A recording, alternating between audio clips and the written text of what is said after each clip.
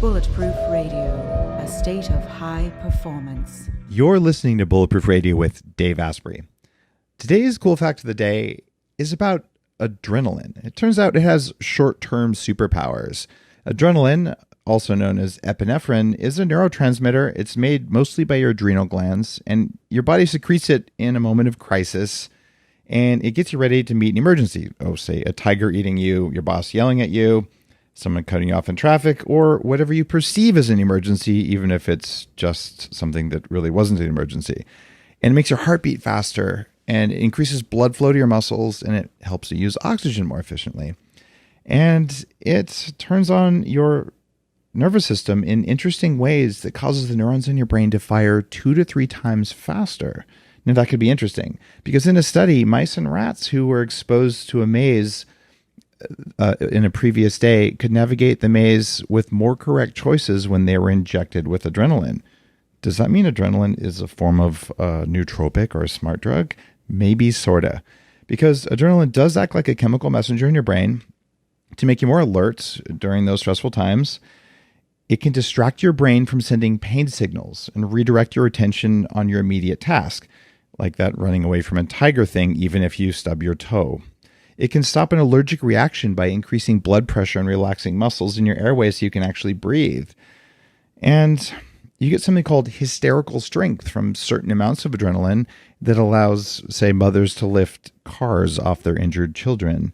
And it even gives you better eyesight by cueing muscles of your iris to contract so that your pupils can expand. And no, you don't have to eat carrots to do that or even take eye armor. Pretty interesting that adrenaline could do this. And yes, you may have guessed that we are going to be talking about adrenaline today on the show. Now, today's guest has spent a very long time looking at adrenaline and other neurotransmitters and other parts of aging bioidentical hormones. A board-certified internal medicine specialist with about 4 decades of experience working directly with patients, everything from medical groups to elder care to health research. And he runs something called the Platt Wellness Center in Rancho Mirage, where he's looking at the root causes of illness. And this whole show is going to be about one of the things he studied in his life's work. I'm talking about Dr. Michael Platt, by the way. But in his 40 years of practice, he's looked at what happens when we get excess adrenaline. And what he's come up with here, which is also in the literature, of course, is that things like fibromyalgia, autism, ADHD, bipolar disorder, depression, anger, weight gain, and addictions are a part of excess adrenaline, and how another hormone that's typically used in hormone replacement therapy for women called progesterone can help to fix the problem. So if you're listening to the show going, what the heck? Here's the deal. If you're alive and you have social media, you probably have excess adrenaline, or maybe even not enough adrenaline because you've burned yourself out. Listen to the show. It is going to describe you or someone that you know. Michael, welcome to the show. Thank you for having me. All right. Did you get interested in adrenaline just because you're a native New Yorker and New Yorkers are always angry? Is that how it works? That's a good point, but I've been doing hormones for a long time, and one of the advantages that I had is that when I saw patients, I sat down and talked to them for about 2 hours. And when you sit down and talk to a patient, you learn a lot. And I started seeing a certain pattern, and so I started putting things together, and I came up with excess adrenaline as the underlying cause of a lot of conditions that, and some of them are felt to be incurable. Why isn't everyone talking about this? That's an excellent question. I don't really have the answer for you, but part of the problem, if you allow me to vent a little bit, sure, is that doctors are not trained to treat the cause of illness. They're basically trained to give out Band-Aids to treat the cause of illness, and they actually get very little training in hormones. And so part of this is probably related to, our friends, the drug companies, who control what doctors learn in medical school. They control the FDA, they control the medical boards, they control medicine. And if you don't mind my saying so, and I hope they're not part of your sponsors, but, you know, for the most part, drug companies have no interest in people being healthy. No, there's no drug company sponsoring Bulletproof Radio. I don't think you have to worry about that. Okay. Well, it just, yeah. So it's, I've written a book, as you may know, called Adrenaline Dominance. Yeah. And as far as I know, it's the only book that's ever been written that talks about adrenaline and the clinical consequences and the conditions related to it and why it happens and how to fix it. And so doctors, it's a whole concept that has not been taught to doctors. One of the things that brings me great joy is just finding these things that are massive problems that we just didn't see for whatever reason, and then shining a little bit of light on them because it changes sometimes millions of people's lives.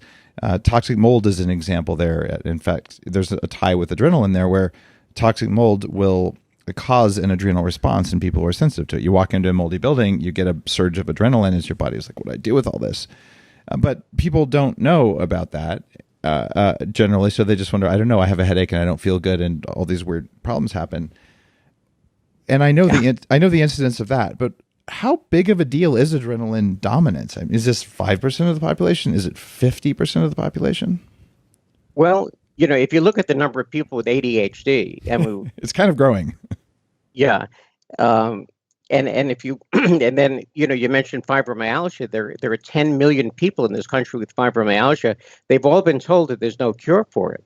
In fact, doctors don't even know what causes the pain of fibromyalgia, but it's an easy condition to actually eliminate. Once you treat the cause of fibromyalgia, you can actually get rid of ADHD by treating the cause of ADHD. And you're saying it's always too much adrenaline that's causing fibromyalgia and these other conditions? Like is it some of the time? Always? Like what's? Well, I'd say, I don't want to say 100%, but certainly well into the 90s. Interesting. All right. So given that we've got a ton of people listening with ADHD, in fact, the majority of entrepreneurs seem to have ADHD. In fact, it might make you a better entrepreneur.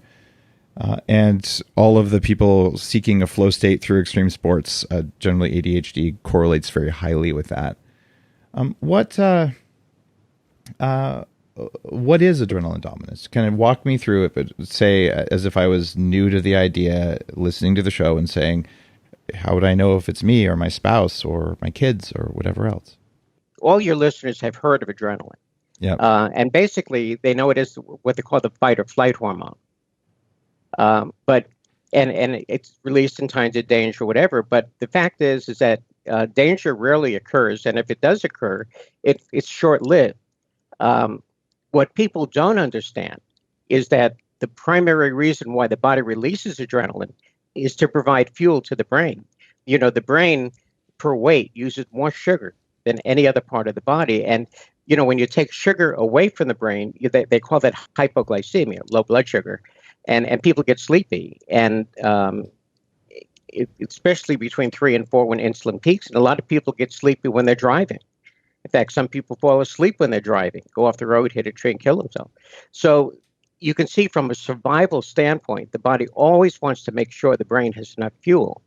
So the thing about adrenaline, so it's normal, for people to release adrenaline at certain times, but I use the term adrenaline dominance to indicate where those people have excess amounts of adrenaline to the point that it actually has clinical consequences.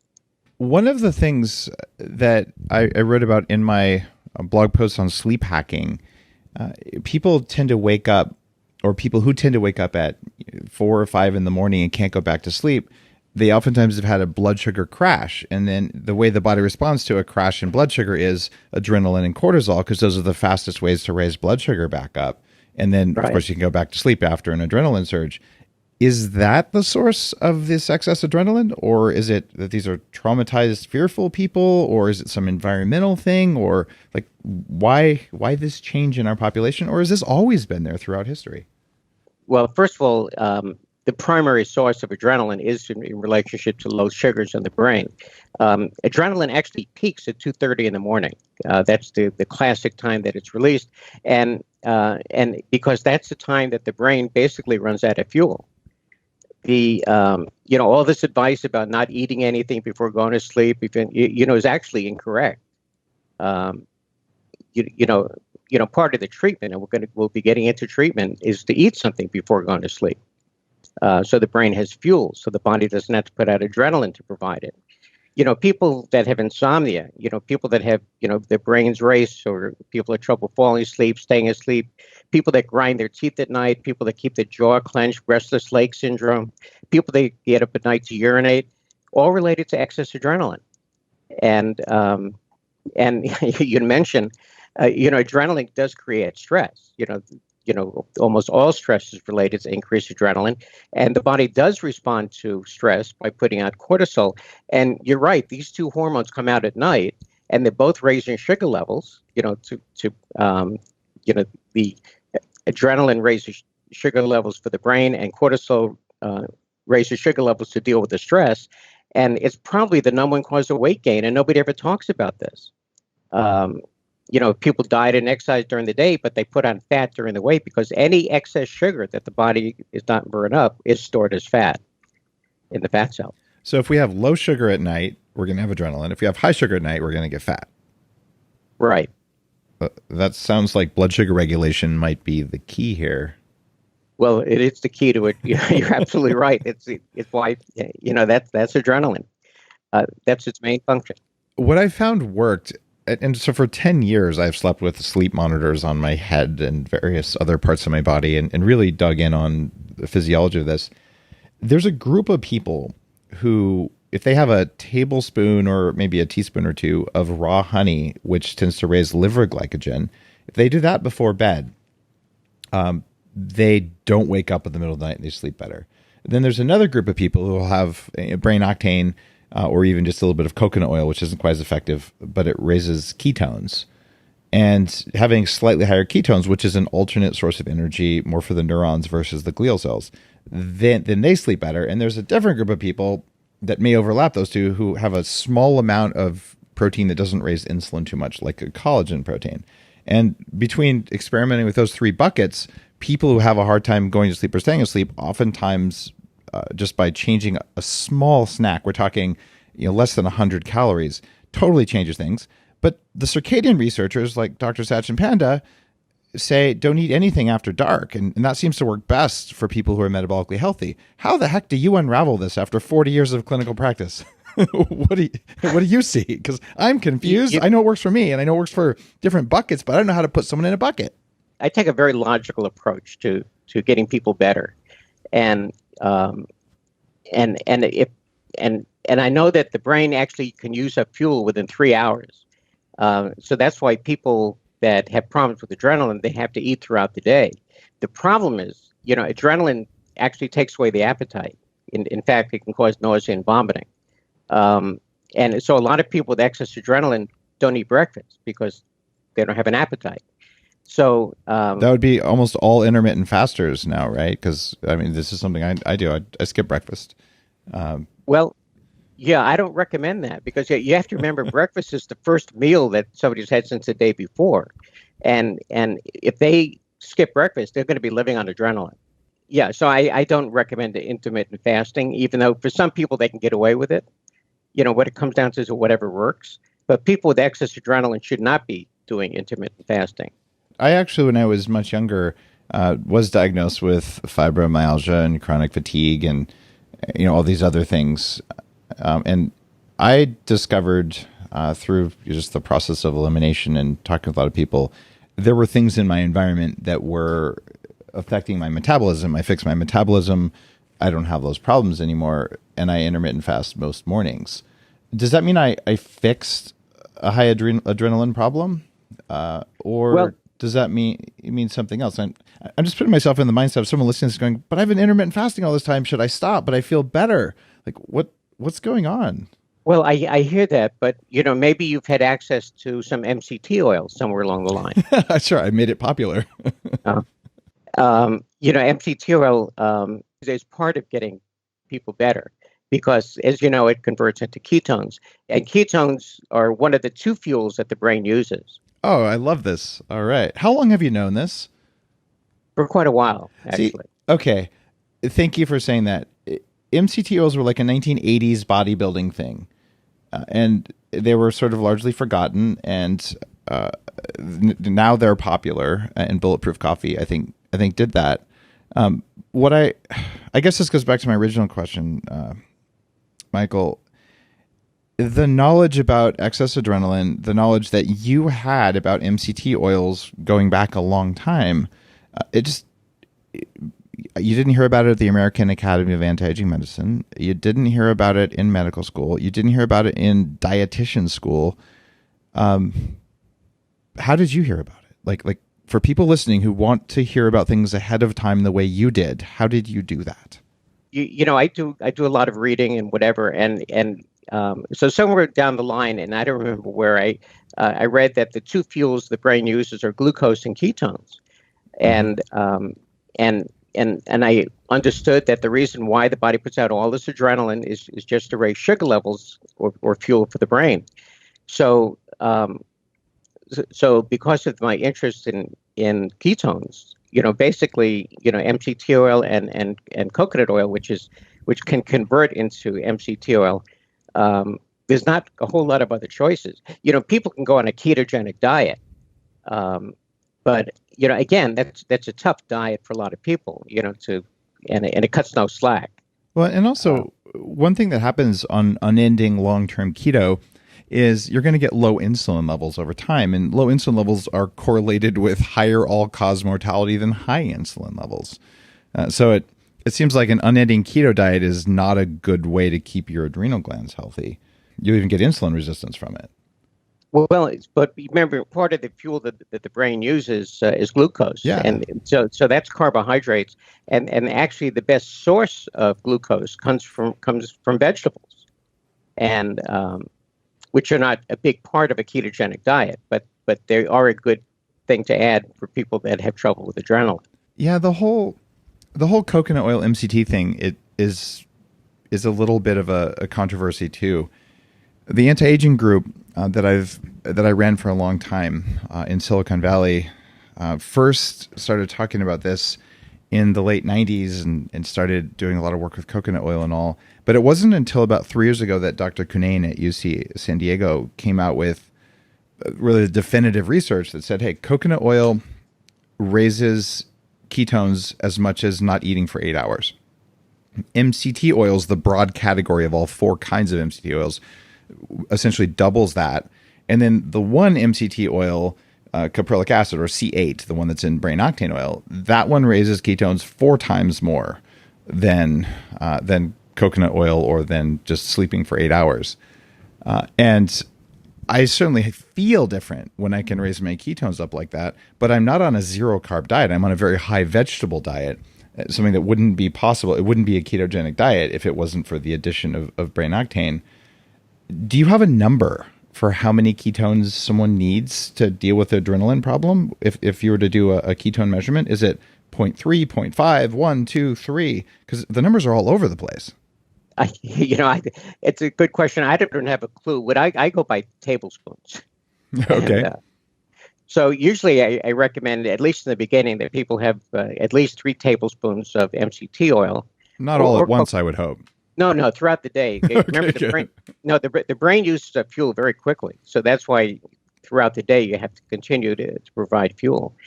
But what's interesting, if I could digress just a little bit, is that people really are not aware of how adrenaline affects lives. It starts right after childbirth. Babies that have colic, that's adrenaline. And what's interesting, there's a hormone called progesterone that actually blocks adrenaline, and rubbing progesterone cream on the abdomen of a baby with colic, it goes away in about 3 minutes. And then later on in life, there are the terrible twos, which are also related to excess adrenaline. And bedwetting in children is only related to excess adrenaline. And you only see that in creative type children because creative people have the most adrenaline. We'll talk about that. But whoa. Aren't you messing with the kids' hormones by giving them progesterone cream? I mean, we're talking about formation of sexual characteristics is done by estrogen and testosterone. Progesterone can get in the way of that. Well, progesterone is not a sex hormone. But not it a sex interacts hormone. pretty closely with estrogen. Actually it blocks estrogen. It's an anti-estrogen hormone. Right. But keep in mind that the fetus, when the fetus is in the womb, gets exposed to incredibly high levels of progesterone. Yes. And the fetus has all the receptor sites for progesterone. But as soon as it's delivered, all of a sudden there's that sudden drop in progesterone. And so if the baby inherited a tendency toward excess adrenaline from the mother, then that's where the colic comes from. It's the same thing that happens with postpartum depression.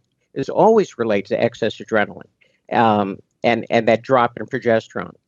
And so what's interesting is that postpartum depression can be eliminated with progesterone, just like colic can be eliminated. The thing about adrenaline and depression is that, there are two types of depression. There's this what's called a reactive depression, where somebody dies or loses a job, and so they react to that. But probably the most common type of depression is endogenous, where it comes from within. People are depressed. They don't know why they're depressed. And the most common cause of this is internalization of anger. And adrenaline is an anger hormone. That's where road rage comes from. And so, other things, that people should be aware of is first of all, how easy it is, to fix excess adrenaline. But there are so many other conditions, irritable bowel syndrome. Adrenaline is a survival hormone, and it cuts off blood supply to areas of the body that are not needed for survival. That includes the intestines. And that's why people get cold hands and cold feet. It's not a low thyroid, it's adrenaline. And, people that with excess adrenaline, they always carry tension in the back of their neck. And this can cut off blood supply to the ears, and that's where tinnitus comes from. And tinnitus can be eliminated just by putting progesterone cream on the back of the neck. And also, eating correctly, which includes the MCT oil and vegetables. I'm trying to make people aware that all these little problems in life are fixable. All right, so we've got ADHD, addiction, fibromyalgia, interstitial cystitis, teeth grinding, neck tension, anxiety, cold hands and feet, insomnia, even tinnitus. And like each of these, I know other causes and other things that will get rid of them, almost all of them. Well, none will eliminate tinnitus as quickly as putting progesterone in the back of the neck. I mean, we're talking about 5-6 minutes. And this works for almost everyone, half of people with tinnitus? I would say more than half. I'd say probably 95%. Very interesting. How do we know that adrenaline is not a symptom, that it's a cause? Okay. No, I hear what you're saying, but no, I think it's a cause. I don't see it as being a symptom. Here's why I'm asking. A fascinating interview in the first 100 interviews on Bulletproof Radio with Dr. Dwight Jennings.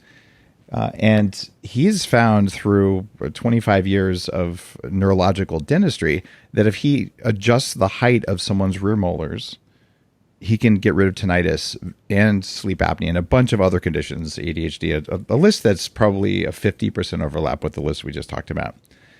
And the mechanism of action he describes is that it reduces substance P, like the pain signaling molecule in the body, which allows the body to relax. People who have a jaw misalignment will routinely have sympathetic nervous system overactivation and thus excess adrenaline.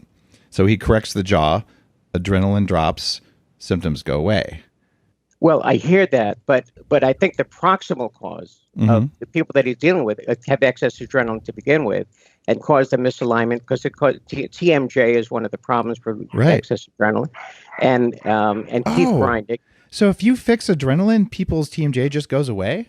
That's cool. Okay, that would point towards adrenaline being a core cause. All right. Now we're getting somewhere. This is fascinating. Okay, there's a drug called a beta blocker, and I've recommended that to a few friends who are unable to speak in public with any other thing. They just freak out. So I'm like, hey, you should go talk to your doctor and see if you get a prescription for this stuff and see if it's medically safe and all that. And then they do it, and it suppresses their excess adrenaline. They're fine. Should everyone with this list of symptoms just take a little bit of adrenal blunting medication and be done with it? Well, again, here we're dealing with Band-Aids again.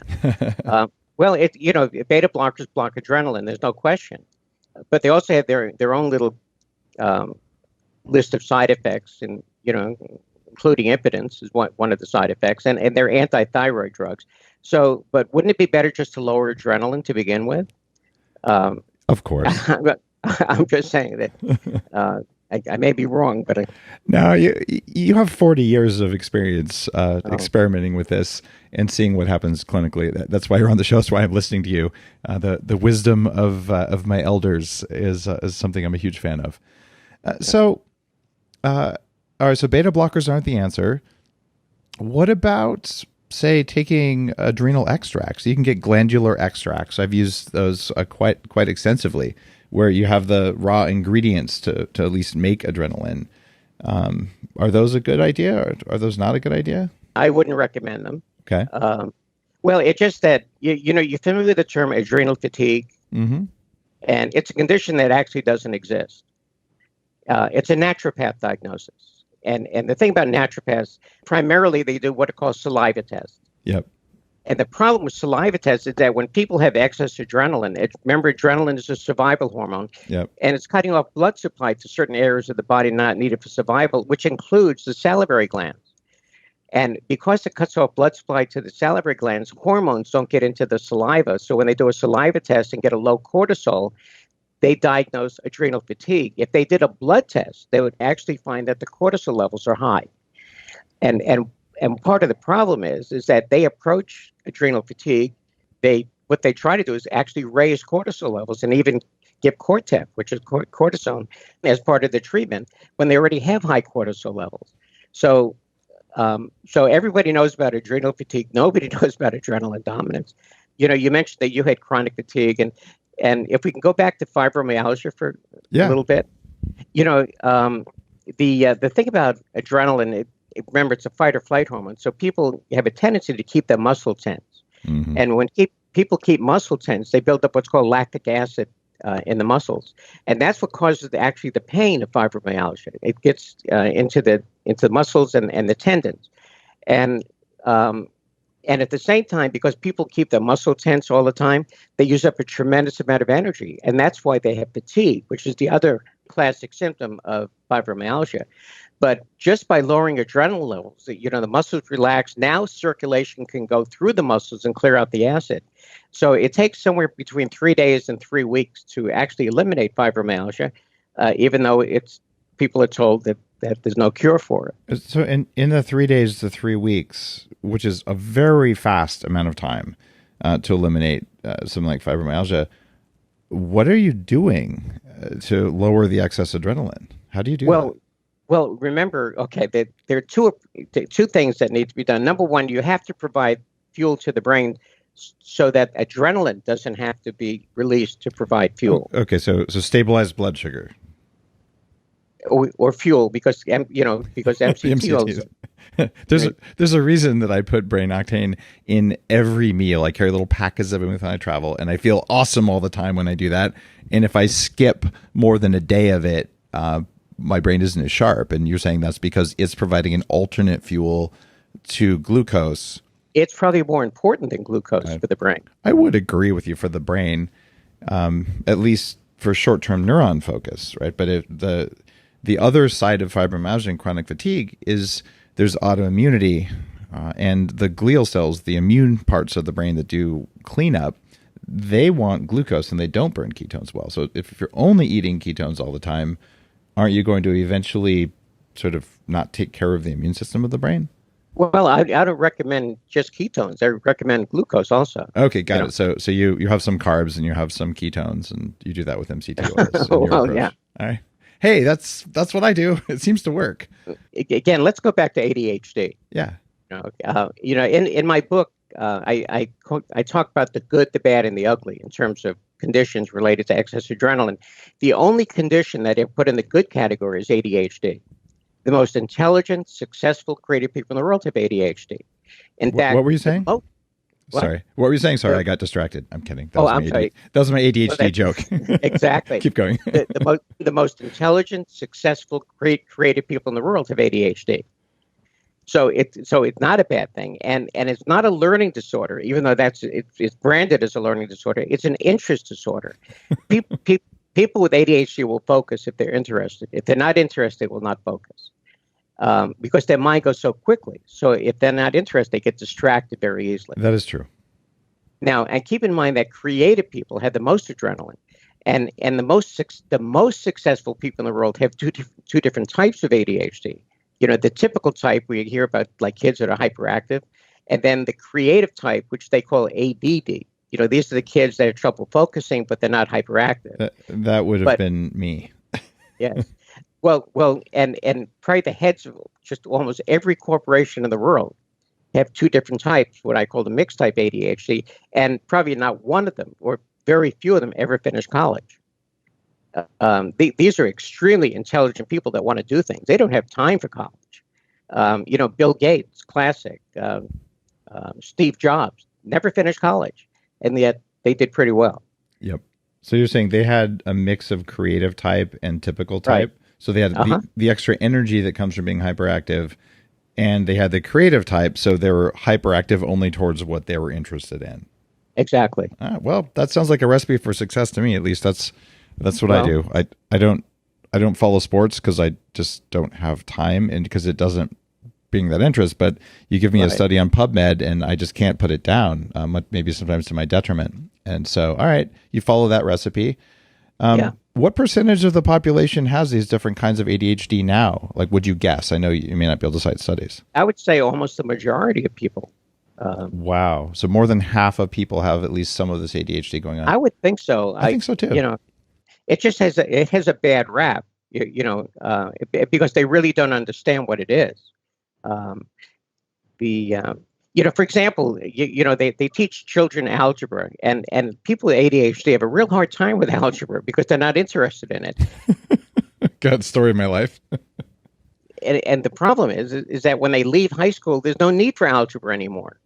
So what they really should do is make it an elective rather than, a mandatory requirement. I'm just saying, but they don't understand what ADHD is. That is not a learning disorder, interest disorder. I very much love that perspective on ADHD. It's a beautiful thing.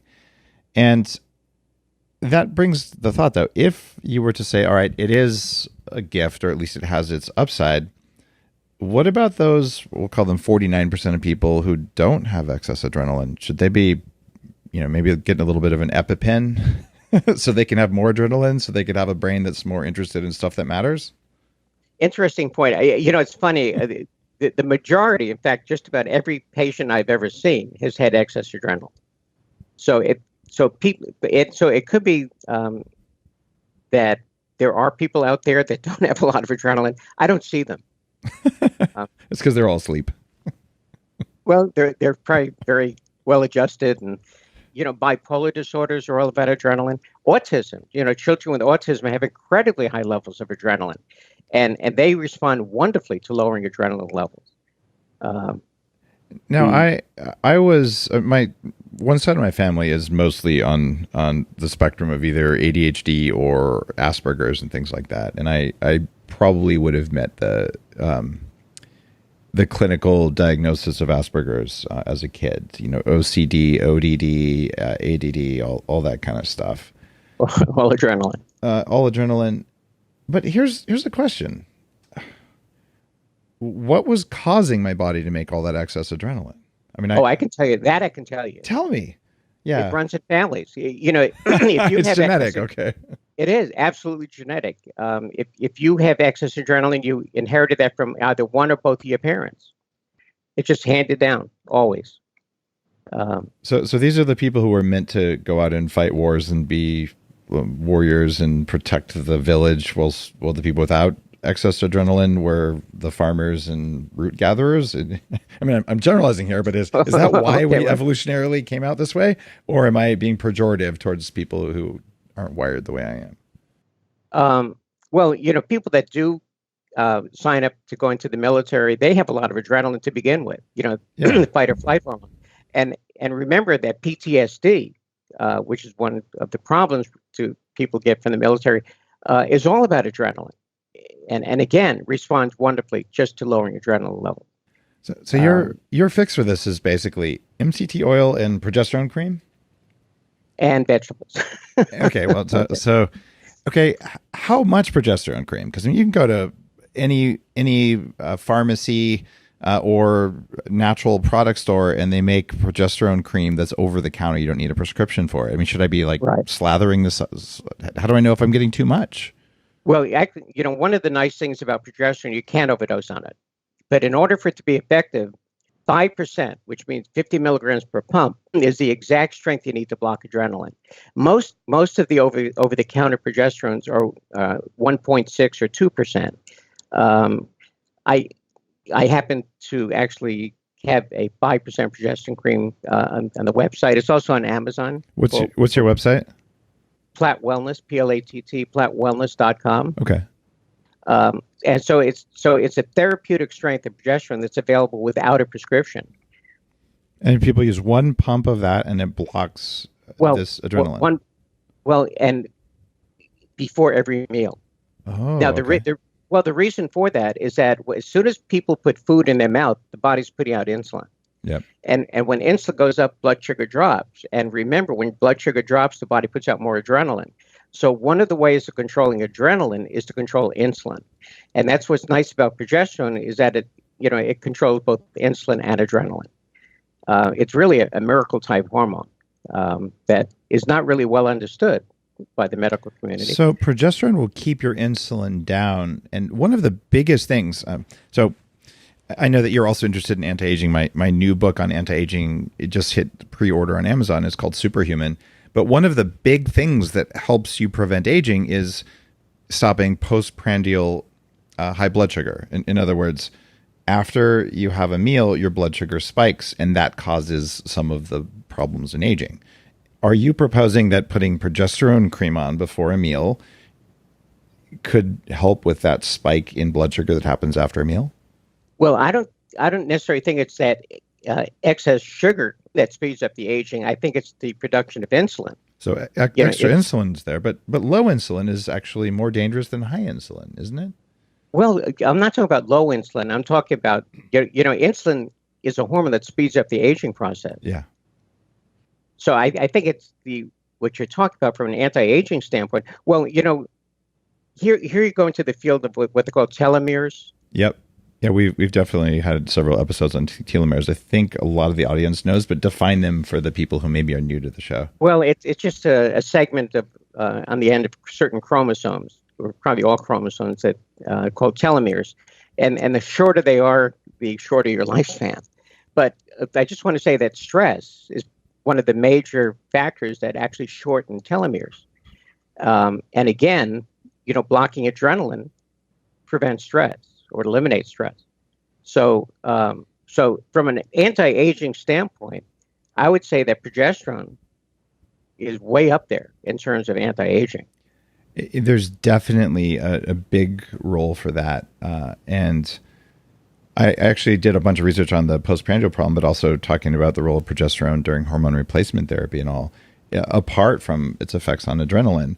So, I mean, do people, you said a very big thing, and I'm not sure that I fully understand it to the extent you do, but I feel like some of the anti-aging experts I've interviewed, if they heard you say there's no such thing as too much progesterone, that they might do a backflip and be like, what are you talking about?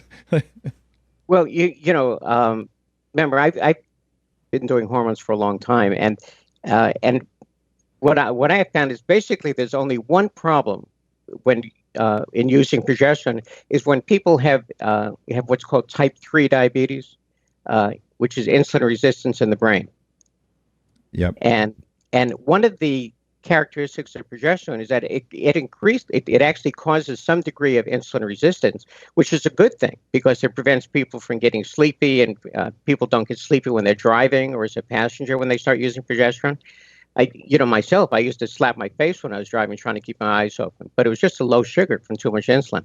Anyway, so the point is that when people have what's called insulin resistance in the brain, and then they use progesterone, right away they get even more insulin resistance, and the body has even a harder time getting sugar into the brain cells, and there's an immediate release of excess adrenaline. So in that situation, people, that's the only downside to using progesterone, but it's also a good thing because there is no test for insulin resistance in the brain. You only find out about it once you develop Alzheimer's from insulin resistance. And Dale Bredesen would agree, wrote The End of Alzheimer's, has been on the show. So what you're saying is now entering the mainstream, which is awesome. So basically, the only test there is to determine if somebody has type 3 diabetes or insulin resistance in the brain is using progesterone. So if somebody uses progesterone, they get palpitations and increased anxiety and whatever, then the likelihood is that they either have type 3 diabetes to begin with, or they just have no fuel in the brain, and the progesterone is actually hindering getting sugar into the brain. So, but other than that, I have not run into any downsides using progesterone. So it's a relatively safe hormone when you compare it to other hormones. You mentioned using it with kids. I mean, so children with ADHD, you'd say a pump on the back of the neck before bed or before meals, or well, kids with ADHD, they can actually tolerate progesterone 4 times a day to begin with. Oh my goodness. But people should talk to their doctor first, even though stuff's available over the counter, or you think it's so safe and well, unfortunately, let me remind people, doctors don't get training in hormones. Fair point. And right away, as soon as you mention hormones in children, they'll say no. But the question is, what are they doing to help? I don't know if okay, it's a fair point. Well, it's just like there's nothing for children that are bedwetters. Nothing. They used to give vasopressin, an antidiuretic hormone, until the FDA made them stop. But right now they have nothing to treat children with bedwetting. But like I say, you can get rid of bedwetting in 24 hours just by lowering adrenaline. And you have to use progesterone to do that. You weigh the downsides and weigh the upsides. And my feeling is that if the fetus can tolerate such incredibly high levels of progesterone, why can't children tolerate it?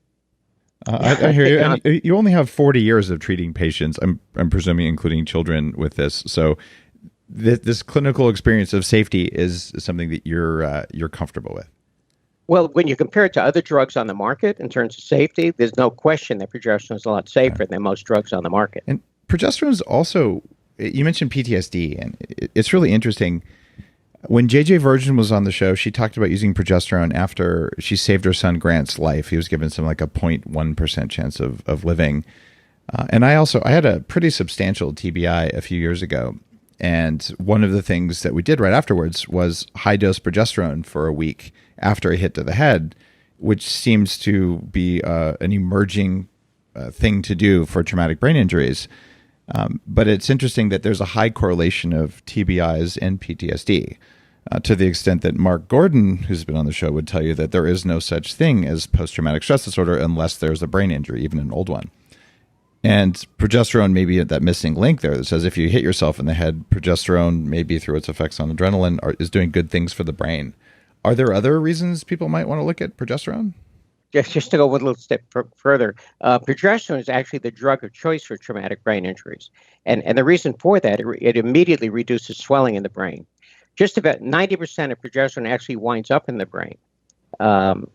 So you're absolutely correct. It is wonderful for post-traumatic, traumatic brain injuries.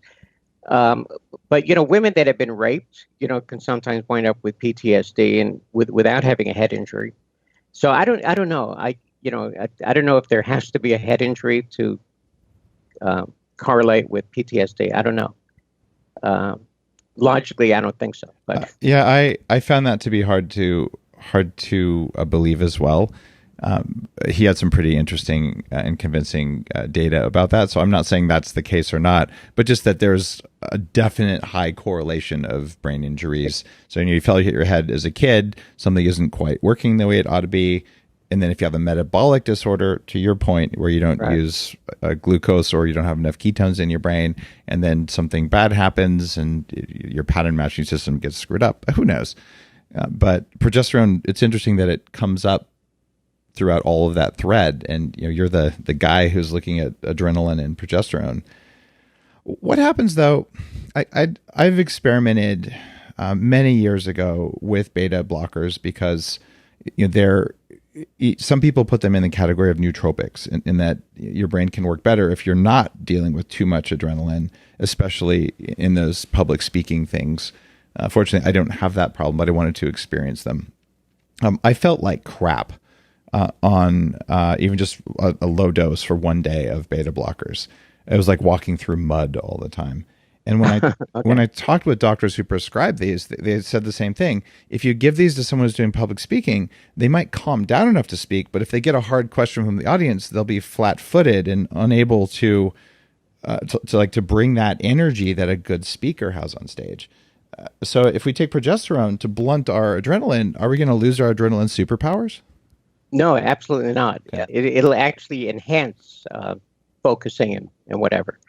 They can actually more, concentrate more on what they're dealing with.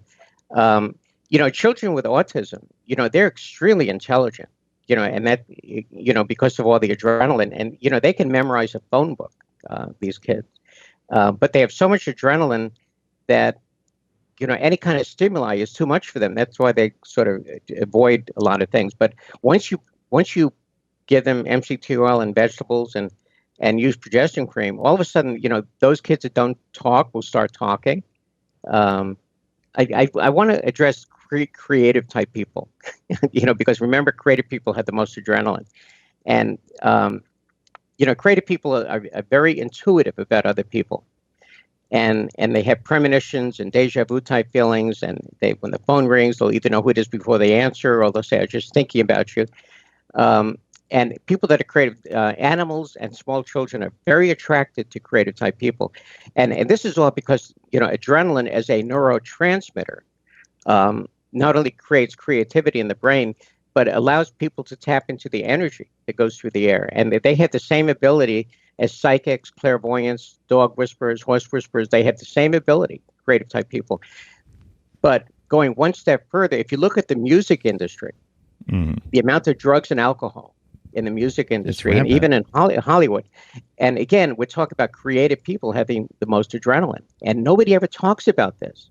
Michael Jackson, was on propofol to sleep and benzodiazepams, and, Elvis Presley. I mean, all these music people that have died of overdoses. So when people with addictions go into rehab or detox, whatever, they get them off the drugs, but as soon as they're released, they go right back on the drugs or alcohol, because they're not dealing with the reason why they get addicted in the first place.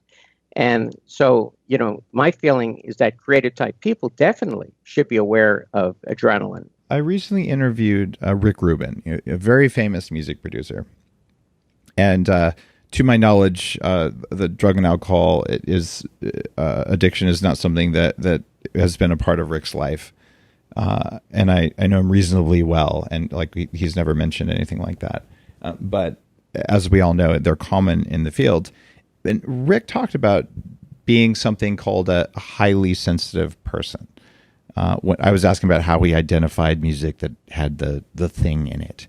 And then he looked at me and said, "Dave, you're a highly sensitive person, in a different domain than me, but I know other people like me." Is being high adrenaline the same as being a highly perceptive, highly sensitive person, or is it a different thing? There are some people with excess adrenaline that are super sensitive to everything. That EMF things, or they can't use cell phones and all this. Yeah, kind of EMF stuff. sensitivity, right?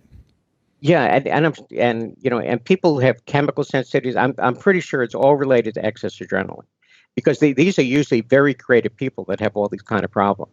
It definitely seems to coincide with creativity. I mean, my experience of chemical sensitivity in particular is that there's almost always an environmental toxic mold approach, which causes excess adrenaline hormonal dysfunction, which then has all these other downstream effects, including large increases in inflammatory cytokines. Does excess adrenaline increase inflammatory compounds in the body? Does it decrease them? What does it do? Well, I'm going to have to pass on that. I'm Okay. not sure, but it could be that when people have excess adrenaline to begin with, they're just more super sensitive to all Okay. the toxic molds and things in the environment. I'm just saying that. Okay, and the incidence of that is about 1/3 of the population, and they have a variance in their HLA-DR subtype. Have you found any genetic markers that say, hey, these are the genes that get passed down from family to family that make for these creative families full of maybe autoimmunity and high amounts of creativity and ADHD? Well, if somebody is creative, then one or both of their parents had to have been creative. So there's a creative gene. There has to be. But you don't know which one it is, do you? No, I'm not allowed to tell. No, I would like to know. It'd be interesting. Yeah. So you could test someone for creativity and use CRISPR to insert or subtract the gene if they wanted it. I'm not a scientist. I'm more of an observer. Yeah, you're a clinician. Yeah. Okay. So, I mean, you've got this in your book. You have just an amazing list of these things that affect more than half the population. At least one or two of these things. Things like road rage. I had a major issue with this in my 20s. Like I was a total jerk when I was young, and certainly we talk about excess adrenaline. I could see that being a part of this, but there's a flip side.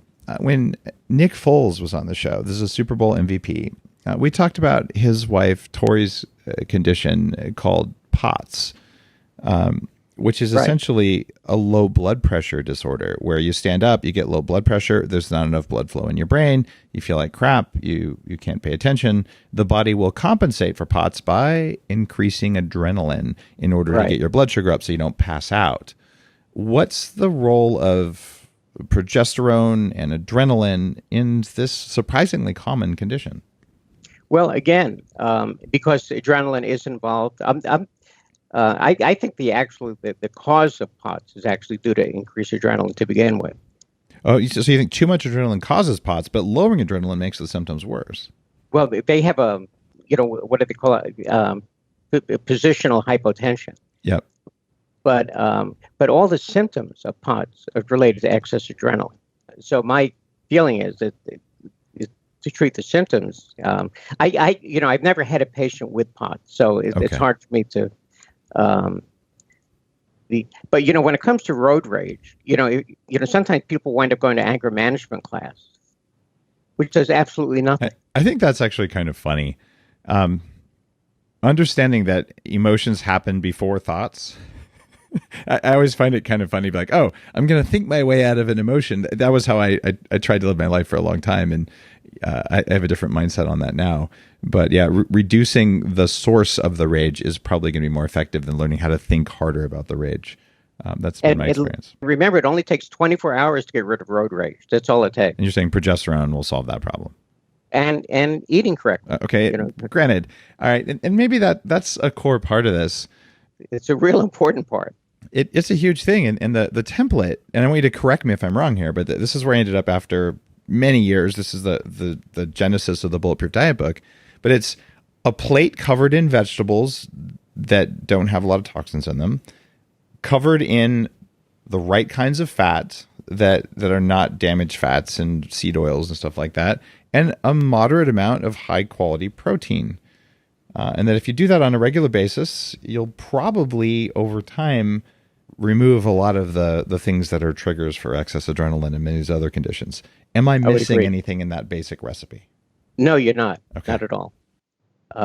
Scrambled eggs cooked in MCT oil, put on a bed of spinach is like a perfect breakfast. All right, That sounds good. Okay, good deal. We agree on that one. And lots of veggies. And remember, the keto diet of bacon, pork rinds, and diet soda does not work long term. You'll lose half your weight, you'll keep the other half in inflammation, and you'll probably need some extra adrenaline along the way. Okay.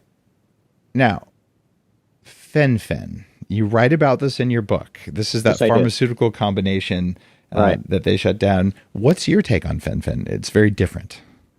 First of all, just to remind people, fen-phen was used as a weight loss type combination medications, and it was extremely popular at one time. There's almost a fen-phen clinic on every corner. The problem is, is a combination of phentermine and fenfluramine, which are two drugs that were actually used to suppress the appetite. And but doctors, they only know what drug companies tell them. And these were two generic drugs that were not promoted by any drug companies. So they went to the PDR to look up the dose. And so when they prescribed it, they gave the dose for the individual pills rather than the combination. And so people right away were overdosed on fen-phen. And the problem is that, there are two appetite suppressant drugs. So people took the pills and stopped eating, and they wouldn't lose weight because if you're not eating, your metabolism stops. So they would go back to the doctor, say, I'm not losing anything. So the doctor would keep on prescribing higher and higher dosages. They did one study that was paid for by a drug company who wanted fen-phen off the market. And they rounded up 24 women from around the country that were on 18 times the normal dose of fen-phen. Whoa. And this was the only study ever that showed heart valve damage. But based on that study, the FDA took it off the market because the FDA would never take a drug off the market based on its study with people on 18 times the normal dose. But the FDA is just responsive to what drug companies want. Now, the thing about fen-phen, it took away cravings. It took away cravings for food. That's why people would take it and they would actually be able to eat anything healthy. Removing cravings is massive. But it took away cravings not only for food, it took away cravings for alcohol, cocaine, cigarettes, heroin. It didn't matter what somebody had a craving for. Within 24 hours, it was gone. In other words, there was nothing ever more effective for people getting off cigarettes or alcohol, heroin, anything. So not only that, the combination of the two pills were better than any blood pressure pills on the market. And it took away asthma, took away migraine headaches. This is why the drug companies wanted it off the market. It was good for just about every illness there was, in addition to helping people lose weight. But in order to lose weight, they had to use the correct dose, which was part of a study done by Weintraub, who's the one that invented fen-phen, if you will. But no doctors never read the study, so they didn't know what the dose was. So, but it was the only thing ever that people with morbid obesity, where they could actually lose weight without any problems. And so my feeling is they should at least reintroduce it just for the morbidly obese, because they have nothing. I just fundamentally believe that it's my right to decide what I put in my body, and no regulatory agency has the moral authority to tell me I'm not allowed to use something. I appreciate the warnings, but to ban a substance like that because some sort of a nanny that I did not appoint believes that they can tell me I don't have access. So if I was morbidly obese, I'd be like, that's it. I'm making fen-phen in my bathtub if there is such a thing. And you can replicate fen-phen. I mean, the PHEN in the second part of this is like phenylalanine. So there's amino acids that get you some of the way there if people are deficient in aminos. Do you have a stack of amino acids that help with excess adrenaline? No. Okay. But I want to thank you for asking. In fact, this goes back, 17 or so years in memory. There were definitely people, someone who's listening to the show right now will probably Google this and find it. But there were people who were replicating the vast majority of the effects of fen-phen for weight loss using just amino acid stacks. So I would suggest that's worthy of things. I'll see if I can find a reference to this, but man, this goes way back in my memory of biohacking. We're coming up on the end of the show, and I've been sort of fishing around. What are the downsides to just slathering progesterone on? And so far, there aren't any in your clinical experience. But what I haven't asked you, where do I put it? I know with testosterone, I'd put it, like number one is perineum / scrotum. If you don't mind a little bit of greasiness there. Number two would be armpits. If you have a lot of hair there, that's a problem. And number three would be abdomen. But that's for a testosterone. Does that same location set work well for progesterone, or does it need a different type of tissue to absorb? Actually, with progesterone, you want it in the bloodstream. Okay. And so you don't want to put it over fatty tissue. Interesting. So over muscles or the back of the neck there then. Well, the back of the neck is an excellent place for people that have a lot of tension in the back of the neck. Okay. That's one of the two places to put it. The primary place is on the forearm, and you rub the two forearms together. Because the skin is thin, there's a great blood supply there. You can actually put it on the upper chest because, there are a lot of blood vessels that some people, when they blush, the upper chest, the back of the neck, the face. But basically the forearm and the back of the neck, if there's tension in the back of the neck. People that have cramps in their legs at night, in their calves or their feet, they can just massage some progesterone cream in. It'll go away in about 40 seconds. People with restless leg syndrome, who have a discomfort in their thighs, they just have to rub some progesterone into their thighs, and that'll go away in about 30 or 40 seconds. So this is powerful timing. Like those times sound incredible. Okay. Now testosterone, by the way, it should not be put, as you know, around hair follicles because there's a certain enzyme, alpha reductase, around the hair follicles. So the upper inner arm is probably a better place than the axilla because there's less hair there, or as you mentioned, in the perineal area, because the hair there doesn't have those enzymes. By the way, one thing you talk about here is something my wife, Dr. Lana, does fertility coaching. Our first book was the Better Baby book about what to do before and during pregnancy, and we did talk about progesterone in there. But she does do testing, and you highlight in your book that progesterone can help women to conceive and or prevent a miscarriage. Right. Does that mean that some conception problems and miscarriage problems are a result of excess adrenaline in the mother? No, that's completely separate. Okay, that's what I was guessing, but okay. Yeah, the number one reason why women have trouble getting pregnant is low progesterone, and the number one reason for miscarriage is low progesterone. However, women very often get nauseated the first 3 months. They call that morning sickness. Mm-hmm.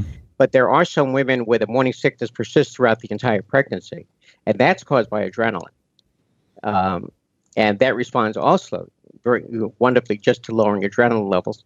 And, they call that hyperemesis gravidarum when women vomit throughout the entire pregnancy. There's a thing called cyclical vomiting syndrome in children where they start vomiting, they can't stop, have to be hospitalized. Again, that's caused by adrenaline.